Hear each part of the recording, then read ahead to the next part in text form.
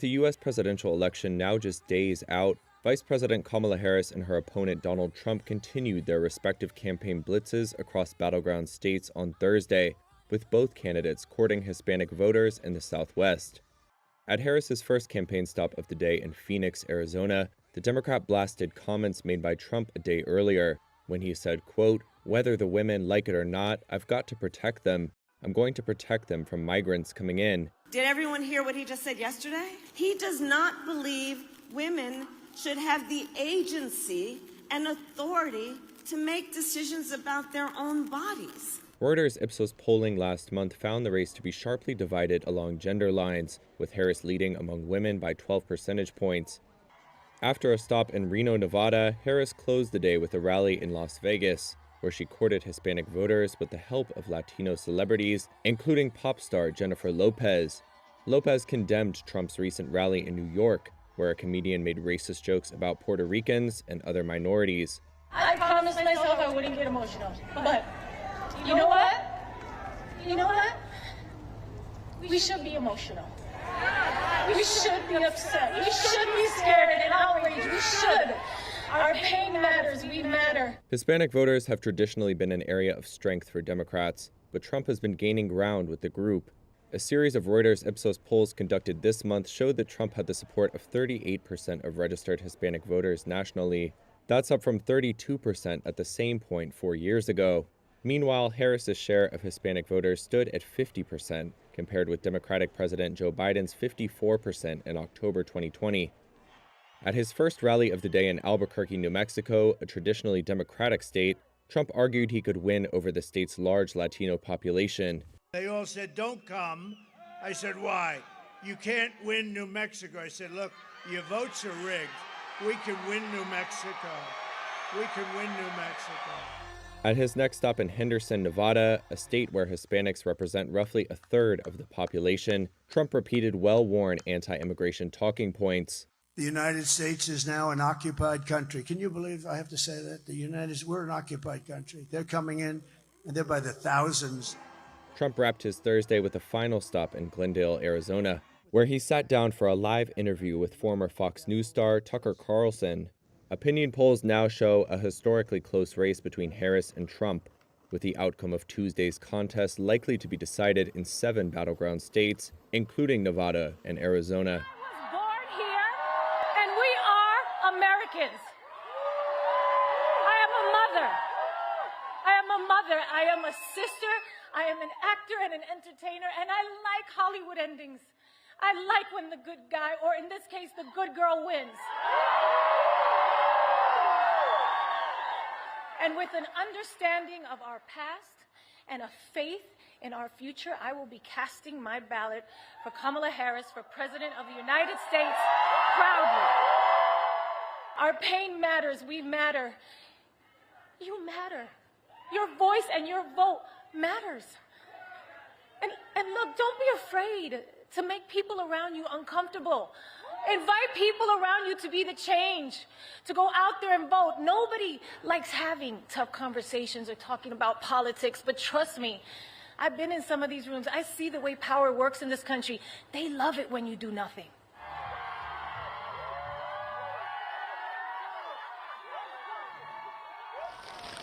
Catastrophic flash floods in Spain have killed dozens and devastated towns. Meteorologists branded it one of the most intense storms of its type in the last century for the Valencia region.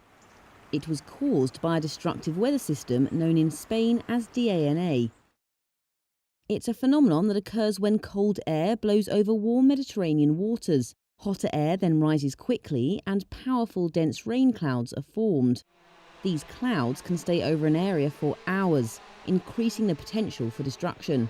As well as rain, meteorologists say that the event can also cause large hailstorms or tornadoes. DANA, a Spanish acronym for High Altitude Isolated Depression, differs from common storms. That's because it can form independently of polar or subtropical jet streams. Eastern and southern Spain are particularly susceptible to it due to its position between the Atlantic Ocean and the Mediterranean Sea, with warm, humid air masses meeting cold fronts in a mountainous region. the pattern is believed to be growing more frequent. And experts like Professor Hannah Cloak say this increase is due to climate change, as a rise in the Mediterranean's temperature and a warmer atmosphere will contribute to more frequent extreme episodes. We're going to see more of these flash floods in the future. This has the fingerprints of climate change on it, these terribly heavy rainfalls and these devastating floods. She said even early warnings of heavy rain, based on reliable forecasts, did little to prevent fatalities. We must help people understand the danger they're in. We must help people understand, imagine these volumes of water running through their streets and into their homes. Just telling people that it's going to rain quite a lot is not good enough. People don't understand what to do. They don't have the information they need to keep themselves and their families safe. North Korea says this week's missile test featured a new intercontinental ballistic missile it calls the Hwasong-19. State-run television showed videos of the test and photos of leader Kim Jong-un and his daughter at the launch site.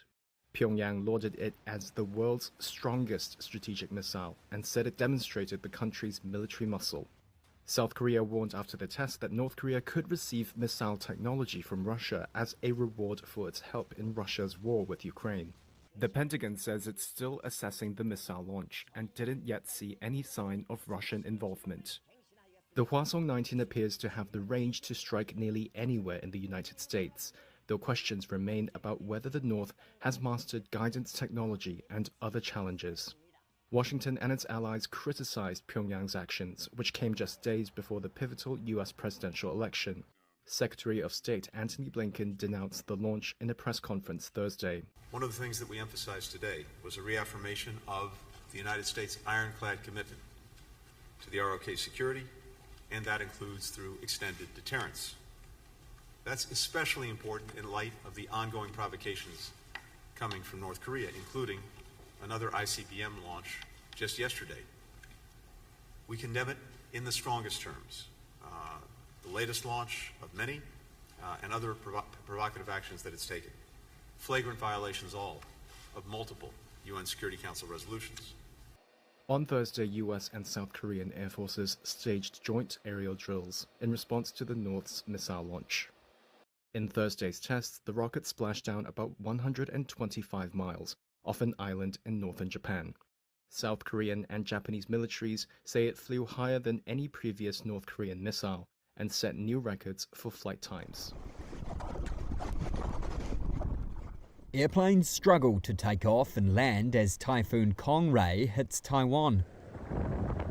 The strong typhoon made landfall on the island's east coast on Thursday. More than 300 flights have been cancelled due to the turbulent weather. All cities and counties in Taiwan declared a day off, closing financial markets and schools. The typhoon also knocked out power to nearly 500,000 households. Severe flooding inundated the island's remote areas, damaging vehicles and houses. In the northern city of Keelung, residents braced themselves for the largest storm by size to hit the island in nearly 30 years. This woman says she is worried that the water will flood her betel nut shop. At a port, a man says he may add additional ropes and strengthen the fortifications of his fish boat. In the eastern city of Hualien, high waves crushed coastal areas. Torrential rain in the mountainous area triggered mudslides. Administration forecaster Jean Huan said the storm will be much weaker after hitting the east coast. Nevertheless, people were advised to stay at home due to the danger of high winds. Almost 10,000 people have been evacuated from high-risk areas ahead of time, the island said. Subtropical Taiwan is frequently hit by typhoons. The last one, Typhoon Kong-rey, killed 4 people earlier this month. Kong-rey is forecast to graze China along the coast of Fujian province on Friday morning.